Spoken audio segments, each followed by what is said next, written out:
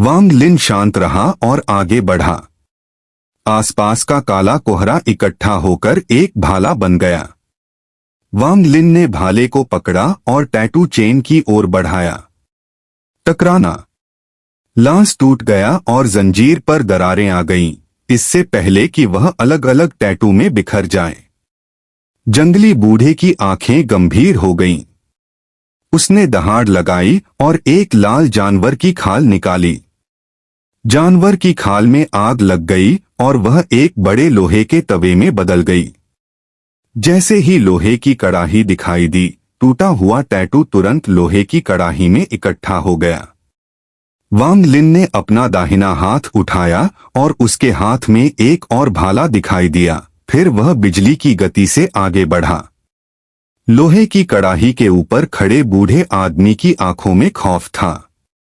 उसने एक जटिल मंत्र पढ़ा और फिर लोहे की कड़ाही अचानक एक छोटे पहाड़ के आकार की हो गई। बूढ़ा आदमी लोहे की कड़ाही लेकर ऊपर उड़ गया और वांग लिन के भाले को चकमा दे दिया।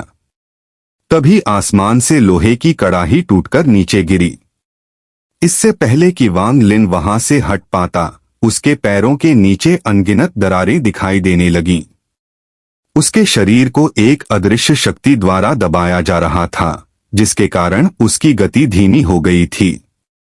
उसी समय दूसरा जंगली व्यक्ति वांग लिन की ओर मुड़ा और एक क्रूर मुस्कान बिखेरी।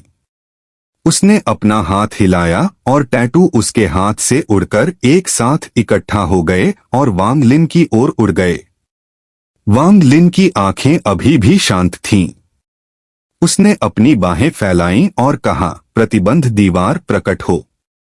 प्रतिबंधात्मक गैस से बने अनगिनत भाले कोहरे से निकलकर उन टैटुओं की ओर फेंके गए, जिन्हें उस दुष्ट ने फेंक दिया था। उसी समय वांग लिन ने आकाशीय तलवार निकालने के लिए अपने बैग को छुआ। अपने दोनों हाथों से उसने तलवार को आकाश की ओर घुमाया। तलवार की ऊर्जा की एक किरण निकली और लोहे के तवे से टकराई। लोहे की कड़ाही कांपने लगी और उसमें अनगिनत दरारें दिखाई देने लगीं। उस पर खड़े बूढ़े व्यक्ति ने खून की खांसी की। उसकी आंखें सदमे से भर गईं। हालांकि उसने तुरंत ही एक भयंकर दहाड़ लगाई। फिर उसके सिर पर 5 पत्तियां दिखाई दीं और जल्दी से उसके पूरे शरीर को ढक लिया। पत्ती उसके पैरों से नीचे लोहे की कड़ाही में चली गई, जिससे दरारें बंद हो गईं। लोहे की कड़ाही अपनी चमक वापस पा गई और फिर से टूट गई। वह वांग लिन से केवल 200 फीट की दूरी पर था। वांग लिन की आंखें ठंडी हो गईं। बिना किसी हिचकिचाहट के उसने दिव्य तलवार हवा में फेंक दी। दिव्य तलवार लोहे के तवे पर ऐसे घुसी जैसे वह कागज को काट रही हो। बूढ़ा आदमी चौंक गया क्योंकि वह 2 टुकड़ों में बंट गया था। हर जगह खून बिखरा हुआ था। वांग लिन पर लगा प्रतिबंध गायब हो गया। उसने अपना मुंह खोला और उसमें से एक मोहर निकली, जो दूसरे जंगली की ओर जा गिरी, जो अनगिनत भालों से लड़ रहा था। उस जंगली जानवर के चेहरे पर अचानक एक जानवर की खाल दिखाई दी। उस खाल ने एक विशालकाय हाथ का रूप ले लिया और वह मोहर उस पर टूट पड़ी। वांग लिन ने नाक सिकोड़ी। वह आगे बढ़ा, अपने बैग को छुआ और उसके हाथ में एक घंटी दिखाई दी। उसने जंगली पर सुनहरी घंटी फेंकी। जंगली पहले से ही पागल हो रहा था क्योंकि वह भाला और मोहर से निपट रहा था। जैसे ही वह एक और जानवर की खाल निकालने वाला था, उसे घंटी ने निगल लिया। वांग लिन ने अपना दाहिना हाथ हिलाया और घंटी उसके पास वापस आ गई। फिर उसने जल्दी से घंटी को सील कर दिया। जब उसने घंटी को दूर रखा तो उसे अभी भी घंटी बजने की आवाज सुनाई दे रही थी। वांग लिन ने प्रतिबंध में वापस जाने से पहले दिव्य तलवार और काली मोहर को पुनः प्राप्त कर लिया। जब वह वापस अंदर आया तो चारों ओर शांति छा गई और पीछे केवल युद्ध के रक्तरंजित अवशेष ही रह गए।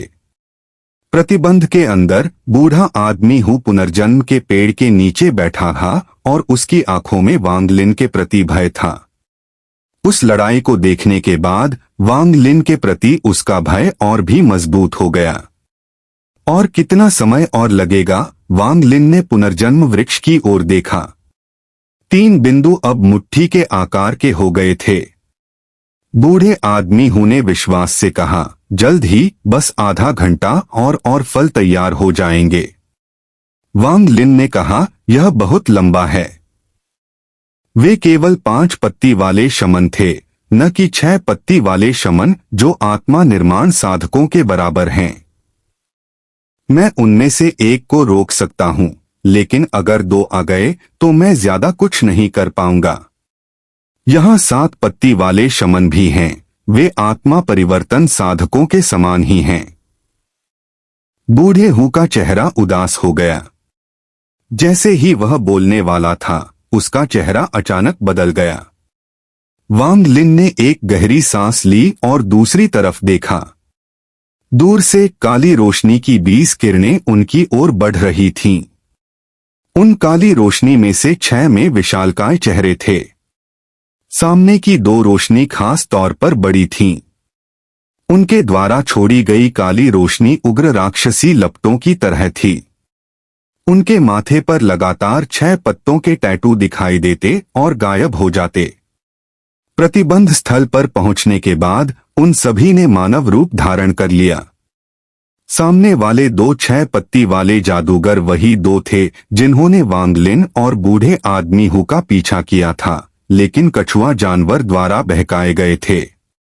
बूढ़ी महिला के शरीर पर कुछ और टैटू थे और साथ ही उसके शरीर पर लाल रंग के निशान भी थे। अवशोषण की प्रक्रिया स्पष्ट रूप से अभी-अभी समाप्त हुई थी। जब उसका मुरझाया हुआ हाथ आगे बढ़ा तो वह मुस्कुराई। पहले से ही कमजोर पड़ चुका अंधेरा तूफान टूट गया। 16 भूत गायब हो गए और 16 झंडे टूट गए। काली आंधी के समाप्त होने के बाद काले कोहरे का पर्दा छा गया। बूढ़ी औरत आगे बढ़ी और काले कोहरे में प्रवेश करने ही वाली थी कि अचानक उसके चेहरे का भाव बदल गया और उसने अपने शरीर को असंभव कोण पर पीछे की ओर मोड़ लिया। एक चिड़िया उसके पास से चमकी और काले कोहरे में गायब हो गई। बूढ़ी औरत के मुरझाए शरीर पर एक घाव दिखाई दिया। उसने दहाड़ लगाई, फिर अचानक उसके शरीर के चारों ओर टैटू दिखाई दिए और घूमने लगे। कुछ शाप देने के बाद उसके चारों ओर के टैटू आग के गोले में बदल गए जो काले कोहरे की ओर निकल पड़े। काली धुंध से बड़ी संख्या में भाले उड़कर आग के गोलों से टकराए, जिससे आकाश को हिला देने वाले विस्फोट हुए। उसी समय 5 दरांतियां बुढ़िया की ओर उड़ी। बैंगनी रोशनी की एक किरण अचानक बुढ़िया के पास आ पहुंची। जब बैंगनी रोशनी फीकी पड़ गई तो उसमें एक अधेड़ उम्र का आदमी दिखाई दिया। इस व्यक्ति का शरीर बहुत बड़ा था। उसने एक दरांती को अपने हाथ में पकड़ा और उसे दबाया। दरांती नष्ट हो गई। फिर उसने एक और दरांती पकड़ी और उसे कुचल दिया। शेष 3 दरांतियां तेजी से काले कोहरे में उड़ गईं और गायब हो गईं। उस बड़े आदमी के शरीर पर ज्यादातर टैटू थे। हालांकि उसके टैटू दूसरों से थोड़े अलग थे। त्वचा के ऊपर तैरने के बजाय उसके टैटू उसकी त्वचा के अंदर ही उकेरे गए थे। इस व्यक्ति के प्रकट होने के बाद बूढ़ी औरत ने नाक भौं सिकोड़ी, लेकिन कुछ नहीं बोली। इस तगड़े आदमी ने कोहरे को देखा। उसने अपने दाहिने हाथ से मुट्ठी बनाई और अचानक एक मुक्का मारा। उसके शरीर पर बने टैटू रहस्यमय तरीके से हिल गए और उसके शरीर की मांसपेशियां उसके दाहिने हाथ में सिकुड़ गईं। काला कोहरा अलग हो गया और उसके अंदर छिपी हुई बची हुई 3 दरांतियां टूट गईं। पुनर्जन्म के पेड़ के नीचे ज़ूलुओ और युनमेंग की ओर देखते हुए बूढ़े हु का चेहरा उदास था।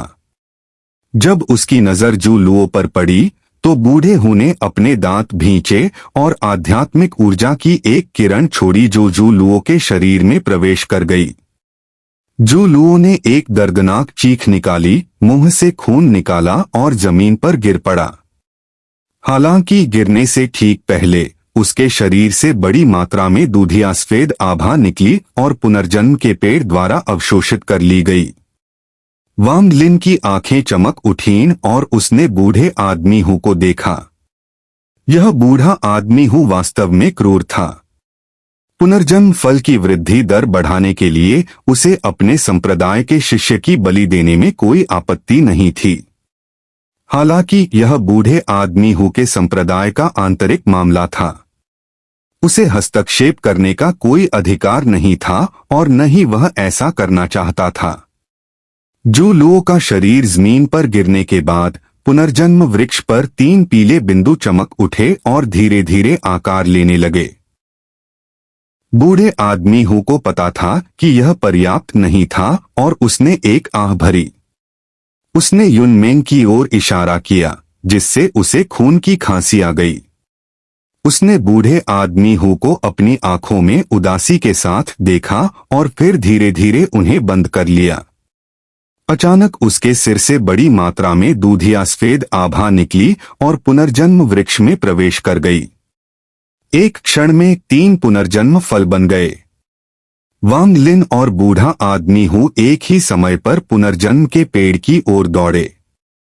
वे दोनों एक दूसरे के इतने करीब थे कि वे दोनों एक ही समय पर पेड़ के नीचे पहुंच गए। वांग लिन ने जल्दी से एक फल पकड़ लिया।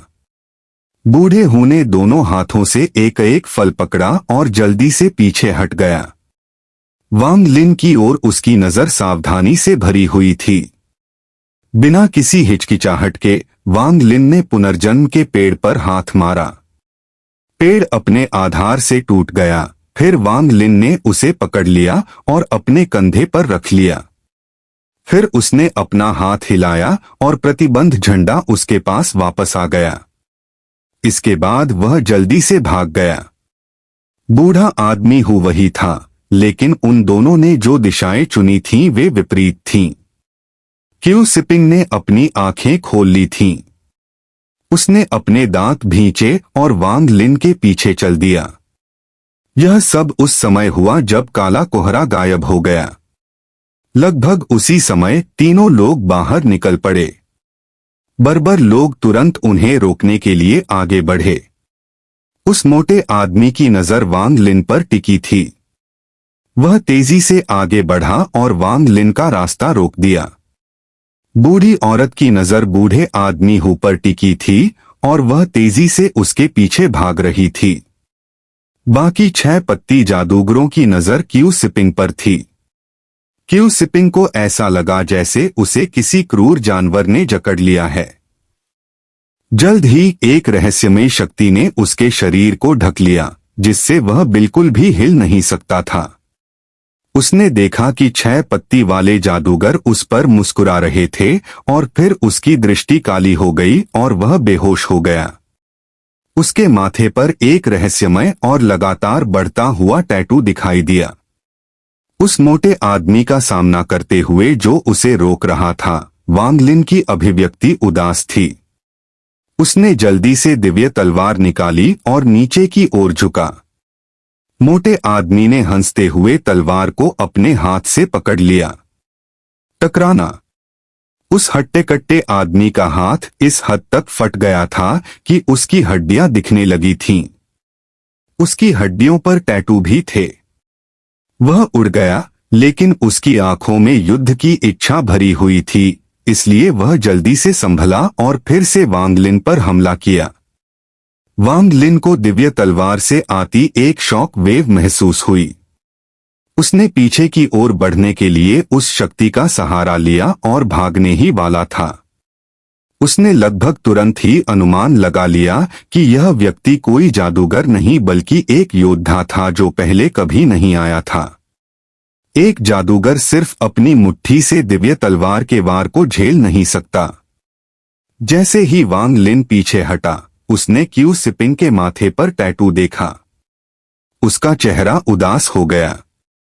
उसने हाथ बढ़ाकर क्यू सिपिंग का बैग पकड़ लिया।